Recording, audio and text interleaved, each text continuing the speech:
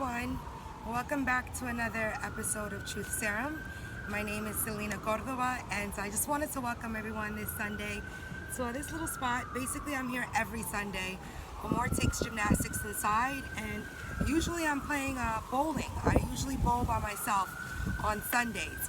So part of this is about that. It's about almost how to fill your time or how to occupy your space where it doesn't necessarily require working or being around a whole lot of energy you don't want to entertain, and finding the love and the balance in that. So sometimes we say we've got to embrace where we are and all these things, but it can take a while. It definitely took me a little time to settle with the dynamic of what my family dictated, which is just myself, my son Amor, and his father Nasir. And if you guys know Nasir and the work that he does, you would know that he's pretty busy. He's usually helping others, and that's a wonderful thing. But I think for me, years ago, I definitely learned and knew that I would definitely have to have a life and know what to do to fill my time that didn't necessarily always occupy or make him feel as though he was doing something wrong for actually doing what he enjoys and loves doing. So all of that's to say, you have to find a little bit of bliss in life and enjoy the cards that you're dealt and the cards that you're given. And we talk about all these things, but it's really difficult when, your emotional body's in flux. So I say that to say a lot of women, don't like, the families that they are a part of or that they come from and all these things. And what do? Once you start having children and you produce all these wonderful souls. Meaning that back in the day, I realized in around, I'd say like 2004 and 2005, when I first met certain people that were even in this type of community. I met them through a really good friend of mine named Tess, who happened to be an elder sister, and she was actually, I'd say like, in the upper 40s. And this is in 2005. So she kind of was, a great woman. And she was dating, funny enough, dating a much younger man. Go ahead, Tess. She was dating a good friend of mine. He was like my best friend in high school. Shout outs to Claiborne. But anyway, Chip and Tess were dating, and Tess had a baby years ago. And her midwife was a woman that ended up being a really, really well-known kind of like herbologist. And that lady had a son. And that lady's son turned out to be a grown man. And funny enough, Tess said to me, I really want you to meet, he's like my god brother, he's incarcerated right now, but when he gets out, I really want you to meet him. He's a great brother, and I have a feeling like you guys would really click, you and Nasir, So all of that's to say is, that's how I met a lot of these people, was through someone that was like family to me.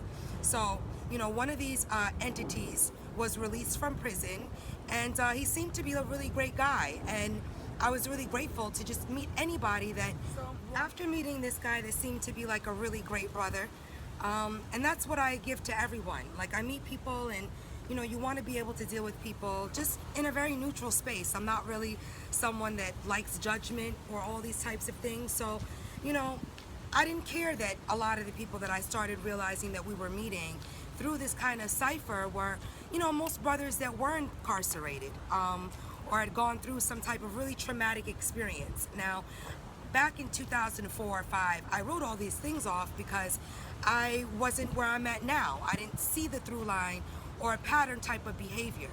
But all this is to say that, I was kind of innocent. Nasir was innocent. We used to talk at wee hours in the morning, and my goal then was to, not only allow other people to hear this rhetoric, but was to share it with the greater parts of the world. It's like when you have someone or you meet someone with a specific gift, for me, I wanted to do as much as I could to not only share that gift, but allow it to make him feel better. Because, at the time, Nasir was going through a lot with his children's moms, and even now, it's been over 10 years that he's seen his son. And I say all that to say that we and he has learned to adapt to certain aspects of his life that he didn't feel that he was in control of or whatever. This is a Nasir story, but I say that to say that it definitely affected me. Knowing someone that was that brilliant, that actually had gone through certain stuff, I'd wanted to do as much as I could to remind him that the sun still shone, and that there were going to be bright days, regardless of specific manipulative like just really whack things that sometimes people do. But I say that to say that type of behavior definitely didn't necessarily change just because, and I talk about this in the terms of like a broken-hearted woman. You know, if you like have a girlfriend and you don't want to date her anymore, and you guys had kind of good times, but nothing like really tumultuous took place, you know, one of two things can happen. Either the girl is like kind of cool and says, you know, I'm sorry that this didn't manifest, but she walks away and is able to be at peace. And I'm saying this with a woman because usually women are stigmatized to have more the emotional type bodies, or to be a little bit more emotionally, you know, caught up. So I say that to say, at the time where I met a lot of these men that are now public speakers and healers and all of these things, you know, I definitely noticed certain things, and so did Nasir. But because I think that it was still no time to kind of like let things play out, you know, you allow people to be themselves. But the things that people have witnessed, or what I'm trying to even get to, is we did a tape a long time ago and people were like, wow, that was a really powerful one. It was called Metaphysics of Hip Hop or something, but it was in Bushwick. I grew up in Bushwick, I grew up in Brooklyn, but like I like to say, I'm from the ghetto, but I'm not of the ghetto, meaning that I grew up in Bushwick, I grew up in Brooklyn, but my mom and my grandparents were really pristine people. And I was grateful enough to say that I saw what the energy could look like of people being in love and working together and all these things. So even though my mom was separated, I grew up with my grandparents, and that was a good archetype to witness, because I still saw what archetypically the family could look like and become. So fast forward the story, I say all that to say, you know, we meet a couple people just through like astrology classes or through my godmother Tess, and she introduces us to these 20, you know, at the time 25, 28-year-old men, and they loved Nasir and they loved us, it seemed, right? But there was little things that I saw, kind of like what you see when you start dating a girl and you're like, yo, let me create some boundaries because, you know, she leaves really long this, or you start to see certain things about your energy that brings out, right?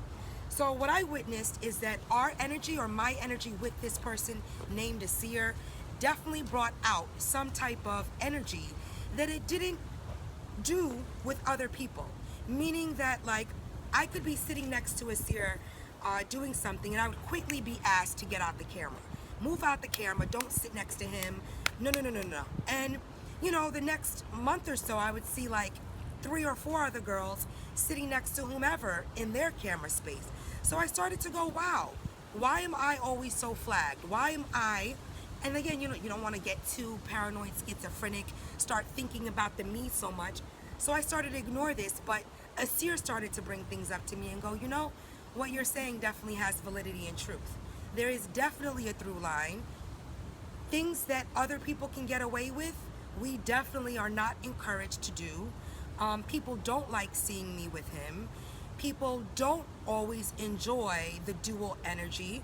So even when we started, like, the whole truth be told, that came at a time where we just moved to Miami and there was a whole lot of hoopla. And for me, I wanted to stand in my space and not feel as though I couldn't sit next to someone who was known for what they were known for. Like, Nasir's never made me or anyone feel as though we couldn't add on. But that doesn't mean that the viewers or that the people that watch aren't necessarily used to or want something specific from him.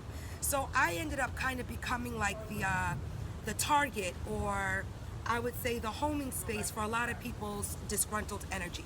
So guys that wanted to spend more time with him, Celina was the problem. Anything that, whether it was travel with this brother, what I realized and what he realized as well was that, you know, if I invite people to my home and invite people to food and open wine and share my weed, I don't expect my weed to be stolen. I don't expect, you know, the things, and I'm saying that because this is actually what happened. So I started to go, wow, the people that I'm cool with, that I'm thinking are cool with me, actually are just acting like this. They're just entertaining me. I know what it feels like to have my voice be that to me personally, but, you know, he couldn't necessarily defend all the other energy, nor could I protect him from a whole bunch of stuff that I saw taking place as well, which was utilizing this man's intellect to try to sell an agenda, and utilizing this brother's wisdom in order to galvanize the likes of the people.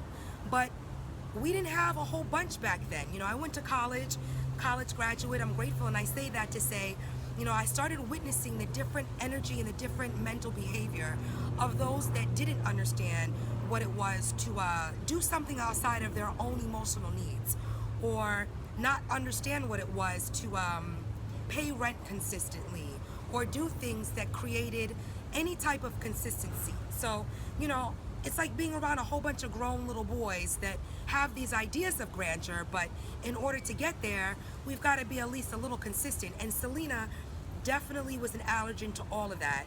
Not only was she an allergen, but any intelligent woman, any woman that has anything to add on, you'll notice in that cipher or in that community is not welcomed. The women that are around certain men usually are cohabitating, or I notice like a lot of men or certain men that may not even have a certain element of attraction.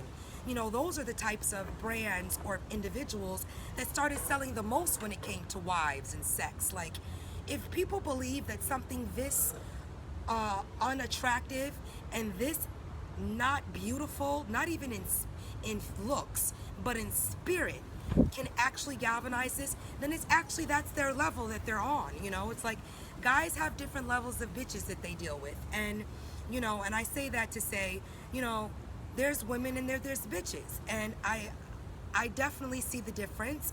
But recycled wives does not necessarily equate to a relationship. And just because you see men that are talking about their homes and their this and their that, it's like that theory that thou doth protest too much. Those that are always selling you through a resume and who they know and what they do and it's like, can we just see that happen? Can you stop trying to sell? But people love that. People love hearing people flash and show, and that's something I needed to separate myself from. I didn't like the fact that I started feeling like a Sears bodyguard when he didn't ask me to do that. I didn't like the fact that, people were threatening us because we would ask for a simple $60 after a 2-hour, lecture or a DVD that was made. And then that's when I started realizing, like, wow, there's entities that are using this as a business, and I'm going to be the dumb one to not only not see that, but to not talk and recognize what that really is. And so, one thing I can say about Nasir and I that we do have in common is that we're not the type of individuals that just stay around folly or stay around a lot of energy in order to feel as though we're a part of it. I'd rather bowl by myself on Sundays, sit out here and feel as though I'm in peace with my mind and my thoughts and my deeds, and entertain those that want to add on to that, but not feel as though I've got to always sell myself or prove my kindness to those that aren't showing me the same. And that goes to anyone. If you as a woman feel as though your voice is not being heard, or that the people that love you and that support you actually can't do that, we had to make a choice. I remember right when, I lost a baby around this time, there was so much energy that I was unaware that I was contributing to. But right around the time Amor was born was when I would have to say that I was at my least financial sustenance. Like, I didn't have no money. I was I was living off of unemployment checks, and everybody was always in our space in New York. But it started to make me think, like, wow, if we're giving out this much but can't keep our rent paid, can't keep our bills on, I'm working 2 and 3 jobs, like, I need some help, and something's off balance here.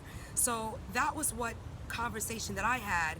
And not only that, but I started to realize the more space I occupied with Nasir, the more anger it brought out in certain male energy. And then I started to think of, what do these men have in common? Not only have these men been incarcerated, most of them do come from a traumatized type of upbringing. Most of them have been raised by single mothers that were hoes. And I say that to say I was raised by a single mother. You either have the single moms that are the hoes, or those that are like the nuns. And I say that to say, like, I had the same bedtime, which is what I instill in my son. There's certain principles that I didn't think that I could not only manifest, but keep up in New York with all of that distracting energy. Because mind you, now these people see Nasir as the ticket to their glory. Now they see him as the conduit to not only get bitches, but to travel and to pull pussy and to sell ideas, because the girl's keeping the guy from actually polluting himself. Or it's like, dude, men are so gullible and see-through sometimes, because you know, when a man starts to exhibit more emotional imbalance than a female, they start to not only feel emasculated, but you'll always will start to be blamed as being, you know, the lesbian or the dyke, or the one that takes. I laugh because one thing that we don't play games in is that, in terms of Nasir and I, we've never felt that type of inner turmoil or competition amongst one another. What we have seen and what we did pay attention to was, you know, men can interrupt an interview and talk, but me, a woman, I can't, you know. And that's not taking it personal. It's just to say that my energy is not as absorbable with him as other people. And that's not a problem. For me, it was a wake-up call, and also why I was going through so much heartache and just feeling really targeted. Because again, any woman that occupies a space that other people want to occupy, they're going to do everything in their power to not only cause division in that cipher between the male and the female. You know, I'm thankful that we were strong enough to get through and not let that be, you know, the nail in our, or the thorn in our foot. But I've seen a lot of couples be destroyed by stuff like this. I've seen a lot of unions really be pressured because they just don't get that the guy is actually being sought after by other men. And what ended up happening, like most women do, when they don't get what they want out of that guy, they find a bitch that can replace the energy. Or they try to do something to say, see, we don't need you. We got this girl right here that tricks way better and that will mate with. Take her. Take her. Take whomever you need to replace what you think is my energy. Because you can never replace the original. What I'll say is that man has sacrificed so much of his own personal growth in order to help children be born free, help parents and help others. You know, sometimes it's easier to be of service to other people outside of your own set. But he doesn't negate, and this doesn't negate the whole or what he is still trying to do. All of this was for me to recognize, how can I lessen the pressure? How can I help myself, remind myself that I'm still a beacon of light around all of this turmoil and rain and chaos. You know, people that are always arguing, and people that are always needing to prove themselves and prove their intellect, especially when they don't. Okay, you guys, now I'm back in a better environment. I had to pick more up.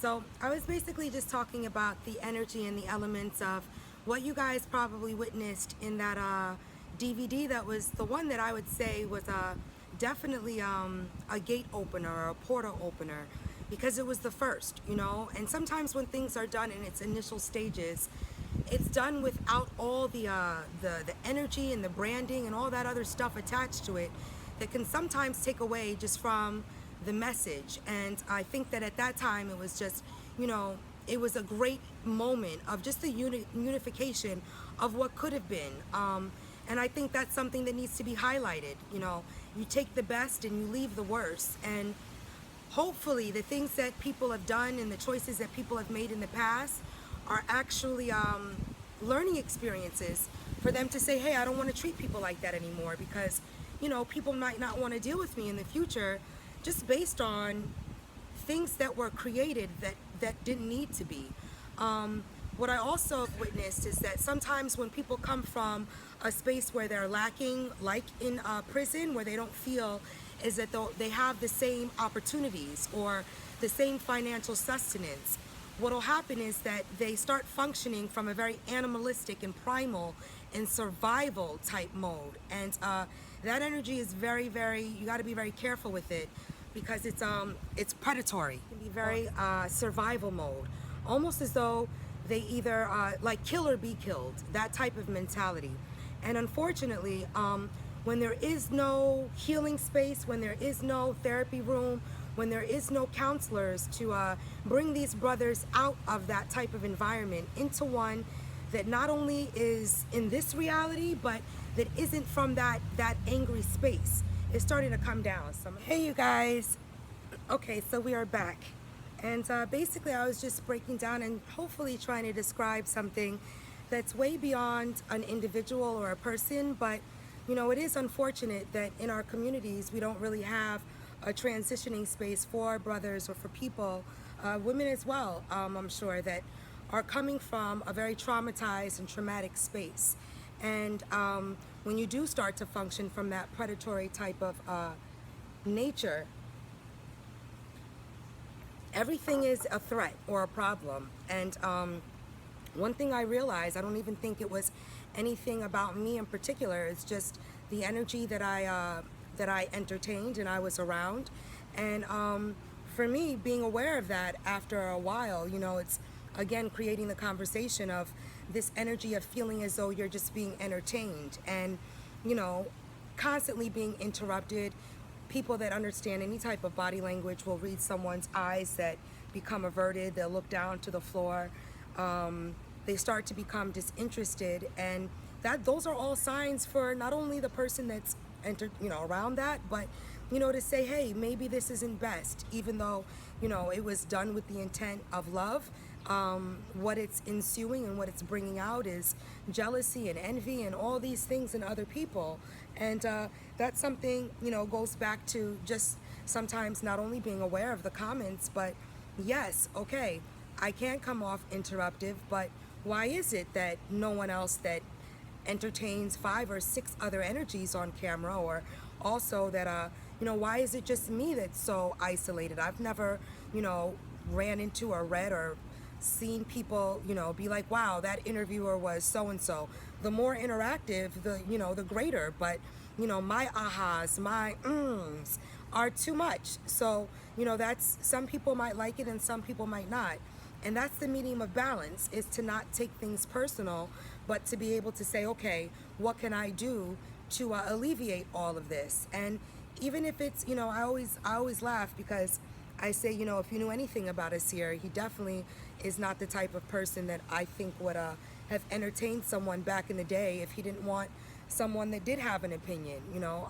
He knew that I went to school for theater. He met me doing performance art, so or doing Broadway and off Broadway. So for me, I've always been very invested not only in communication, but knowing my place. And when I met Nasir, I definitely didn't have a problem in being a little bit behind the scenes and doing my best to not only encourage that, but to be outside of the selected few. You'll notice that if you're not a part of a general consensus or a hubbub of it's almost like a boys group or a man's group. It's like you don't exist. And I think that we both, especially myself, and I said either you're coming for the ride or you're not, but I said that to say that everyone has the freedom of choice, and I definitely could not convince or pursue or make anyone want to live in Miami or occupy a different space, especially being born there. Even myself, it's like, growing up there, it's like living somewhere for 30 plus years, you ask yourself, can I be a success in my dreams and in my thoughts without New York? Can I find happiness without living here? It was cold, it was definitely a lot of energy, and like I said earlier in the tape, it's like you want to be able to embrace your family dynamic. And because I have no grandparents and I have no sisters, it's like, you don't want to project what you don't have, but also being aware of my reality, it's like you don't necessarily rely on your neighbors and your friends to do things that you would ask your mom, or everybody has a place. And what I realized at the time of not only becoming a mother was that, hey, I'm gonna have to learn how to not only do this by myself, but not rely on someone, even though they, the role might be this, that, and the third. If they have certain responsibilities that take away from, being even in the home, being present, being able to do more than one. It's up for me to be able to not only fill that space again, but to not be a bother. And one thing I know that I'm grateful for is what we have communicated and have learned for the 15 years. But all of that's to say is that when you are around energy that depletes and makes you feel again like you're being entertained, it's up for you to say, can I remove myself from this type of masochistic behavior, because it's dual fold. So for me, I definitely didn't like the feeling as though I was angering men that were supposed to be of support. I didn't like the feeling as though I was an obstacle to other people's goals when it came to working with, when that is not based in reality. But again, we're not dealing with people that are always aware of their energy body. So when you say this, you say, okay, well, what does that come with? That comes with a lot of bipolar behavior. It comes with very flippant beliefs. It's like going back to the theory of a jaded girlfriend or someone who's upset.